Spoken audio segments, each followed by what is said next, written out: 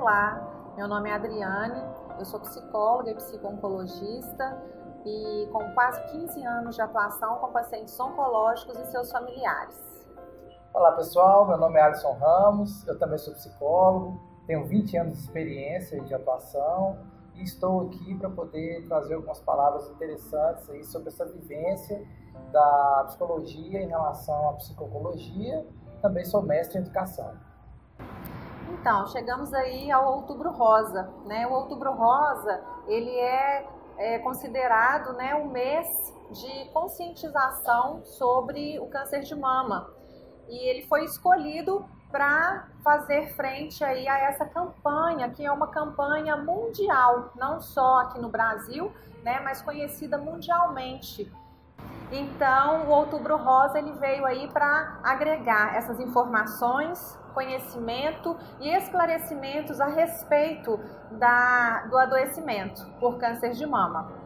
E aí, diante disso, né, a gente enfatiza muito a importância desse cuidado dessa mulher em todo o seu contexto, né, não só do adoecimento, mas a preocupação também com a família, com os companheiros e para a gente contribuir um pouquinho aí com essa questão da campanha, né, do Outubro Rosa, é necessário que a gente fale também, quando se fala em cuidado da mulher, é preciso pensar nas questões relacionadas à prevenção, o diagnóstico precoce e a reabilitação psicológica também, física e psicológica, porque hoje em dia, né, apesar de existir, do adoecimento por câncer de mama ser muito agressivo, os tratamentos também são muito agressivos, mas as chances de cura são cada vez mais altas, né, e a tecnologia está cada vez mais ajudando na recuperação dessas mulheres, mas ainda assim existem traumas, sequelas que ficam e é muito importante que elas possam ter um cuidado.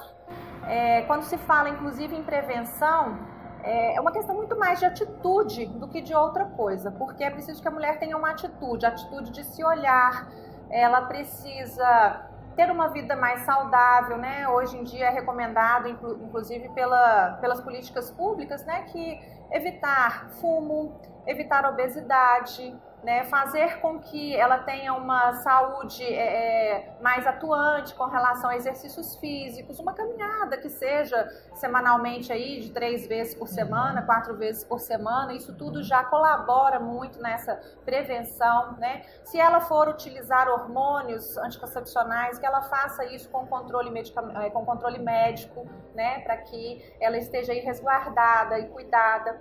O diagnóstico precoce, como é que vai ser feito o diagnóstico precoce? Ela precisa estar sempre se olhando, se cuidando, que também é uma postura, uma questão de atitude, né? Por quê? Porque ela precisa se olhar, né? E o Outubro Rosa contribuiu muito com isso, né? Para desmistificar um pouco, né? Para empoderar essa mulher sobre o cuidado de si mesma, sobre esse olhar que se faz necessário, o toque, que antes era tão difícil para as mulheres, né? Causava muita vergonha, causava muito distanciamento, e hoje em dia a mulher ela precisa e já consegue se tocar mais, fazer o autoexame pelo menos uma vez por semana, né? Então esse empoderamento sobre o próprio corpo.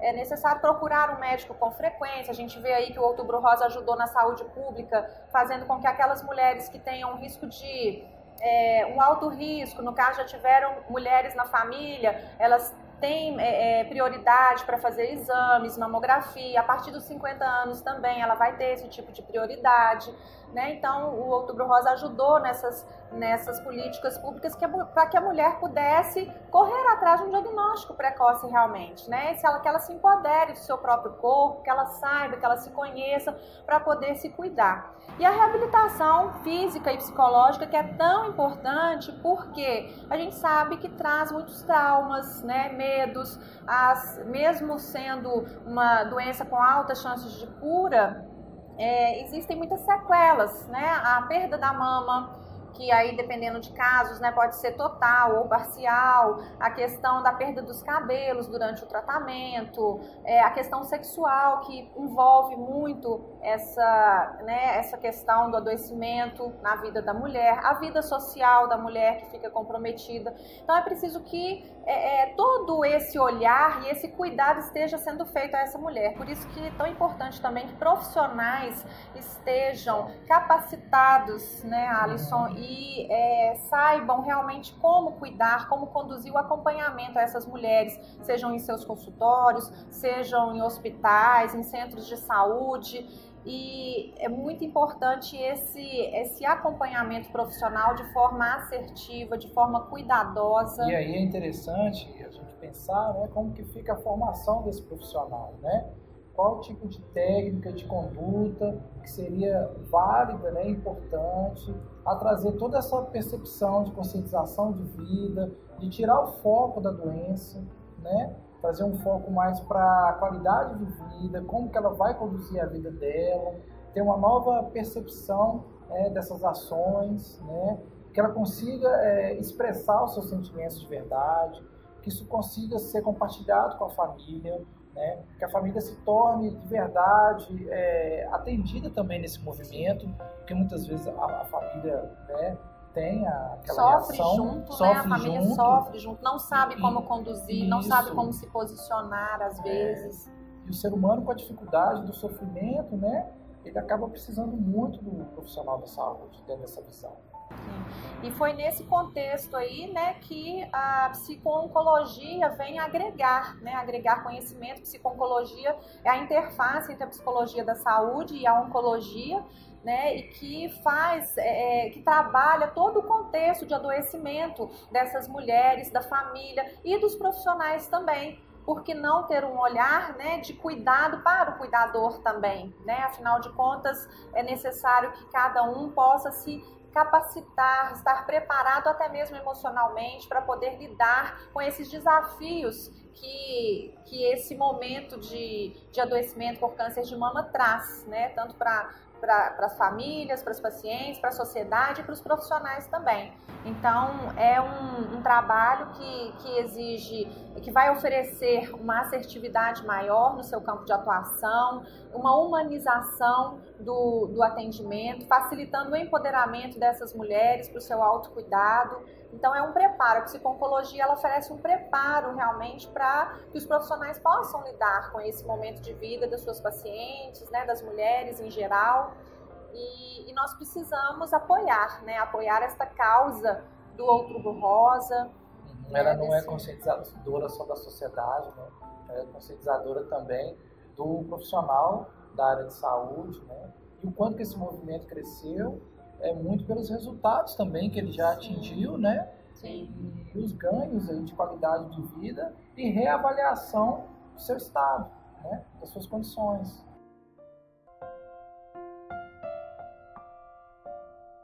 Eu entendo que a maior dificuldade seja realmente lidar com o mito câncer, né? Porque as pessoas em geral e assim também os profissionais ainda existe muito receio e muito mito em torno do adoecimento por câncer. O medo de voltar, né? Da doença voltar, o medo das sequelas, de conviver com essas sequelas.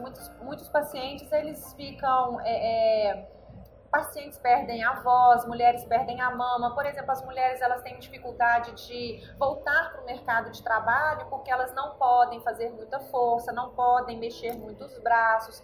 Então, os profissionais eles se deparam com essa dificuldade da ressignificação e lidar com realmente o medo da morte, medo das perdas, né, que uma doença dessa traz, né? Não se tem mais a vida como era antes, mas é preciso ressignificar essa vida e poder ter uma atuação diferenciada e às vezes até melhor diante do que ficou. Então eu entendo que o mais difícil profissional muitas vezes é que com uma mão ele tem que tirar, né, algo ali que é sofrido para a paciente, mas com a outra ele oferecer, ele poder dar, né, para que ela possa ressignificar esse momento de vida. Então o maior receio seria esse mesmo, dos profissionais de lidarem com esse mito todo em torno do adoecimento, da morte em si, né? Tirar esse poder absoluto da doença, né? Que Sim, parece pairar sobre sim. a sociedade.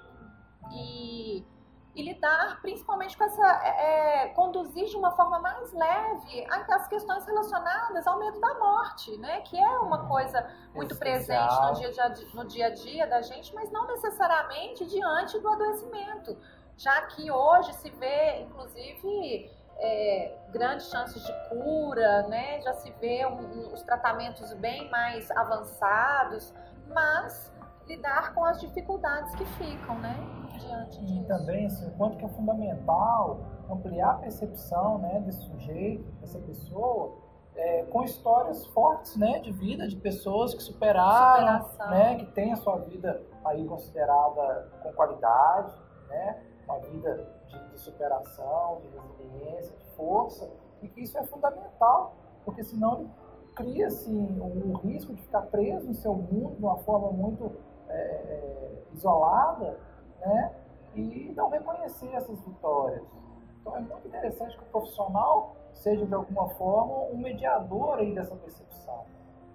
Muitos profissionais, diante de um paciente grave, de um paciente na iminência de morte, né, do risco de vida, eles não conseguem, às vezes, buscar formas para que o paciente possa superar aquele momento, para que ele possa enfrentar junto à família, de uma forma mais leve, de uma forma mais amena, né? Ficam muito focados no peso que tudo isso traz. Então é importante que se deem ferramentas a essas pessoas, a esses profissionais, de olhar com mais leveza, com mais amorosidade mesmo, né? Com mais beleza, tudo isso que é vivenciado, porque afinal de contas, apesar de tanta agressividade, de tanta dificuldade, existe a beleza do cuidado por trás, né? Então o profissional que está ali cuidando, ele precisa ver naquele cuidado toda essa beleza, toda essa bondade, generosidade no seu trabalho.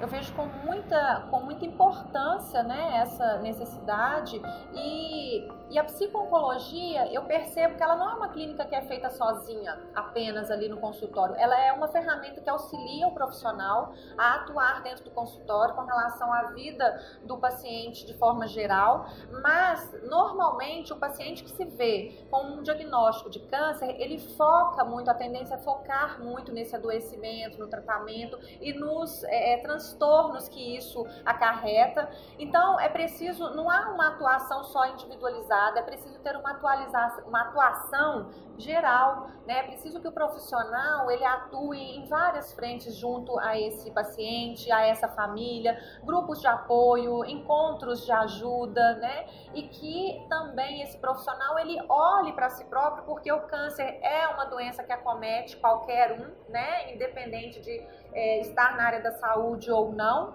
É uma doença que está aí, cada vez é uma das doenças, inclusive, mais diagnosticadas no mundo todo, né? Uma das mais diagnosticadas no Brasil e no mundo. O câncer de mama, inclusive, é uma das mais diagnosticadas, doenças mais diagnosticadas entre as mulheres.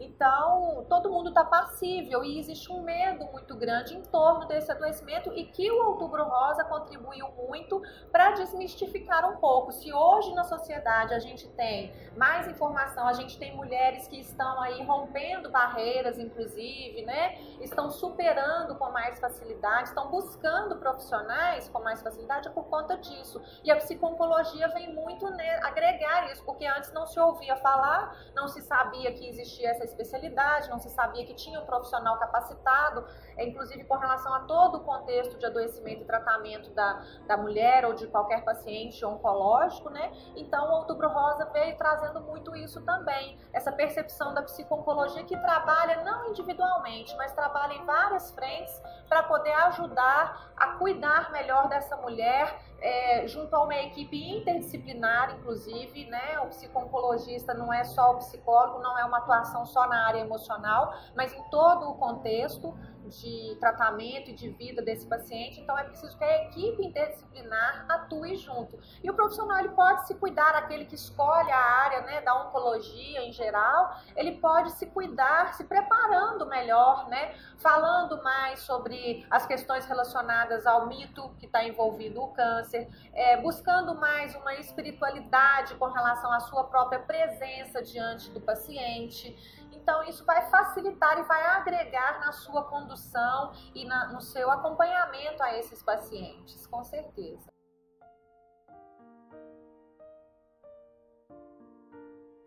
Bom, havia um tempo em que realmente nem se sabia que podia se encaminhar para outro tipo de profissional que pudesse cuidar desse paciente como um todo, né, de uma forma integral. Se olhava só para a doença, para o tratamento e pronto.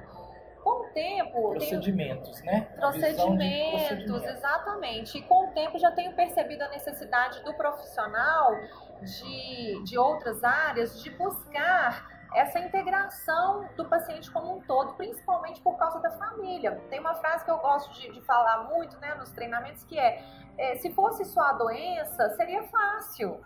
Mas o paciente, né, junto com a doença vem o paciente com os seus sentimentos, com as suas emoções, com a sua família, né, com o cachorrinho, se for necessário. Então, isso tudo, hoje em dia, os profissionais não psicólogos, os outros profissionais já estão percebendo a necessidade de buscar auxílio interdisciplinar, multidisciplinar, multiprofissional, para auxiliar, né, nas condutas desse paciente. Estão encaminhando, olha, nesse momento você está precisando de um outro tipo de atividade, um outro profissional que vai te ajudar, inclusive, a se restabelecer mais facilmente, a superar mais facilmente isso aqui que eu estou te oferecendo. Nesse modelo de tratamento aqui, esses outros profissionais eles vão te auxiliar mais. E assim, e agora está começando a ter esse olhar da psico-oncologia realmente como um todo, como uma interface que veio para agregar e para auxiliar esses profissionais aí nessa condução. Quando, né, já se vê ali que tem o psico-oncologista, eu acredito que isso traga até um pouco mais de segurança para o profissional da oncologia, principalmente o médico, que traz um pouco mais de segurança. Existe um psico-oncologista ali que vai observar todo o contexto também, em quem eu posso contar. Porque se ele não tem esse profissional, muitas vezes é ele próprio quem tem que tomar toda a frente, né, e se vê às vezes muito isolado, muito sozinho com o paciente. Isso é muito importante a gente reforçar que, primeiro, ele precisa reconhecer o desafio, né? Sim. Se ele reconhecer que ele está se deparando com uma situação que vai exigir dele técnicas, conhecimentos, trocas, e que a partir desse movimento, desse reconhecimento, é que ele vai conseguir buscar, né, os caminhos de formação ideais para poder lidar e seguir com uma conduta realmente exemplar.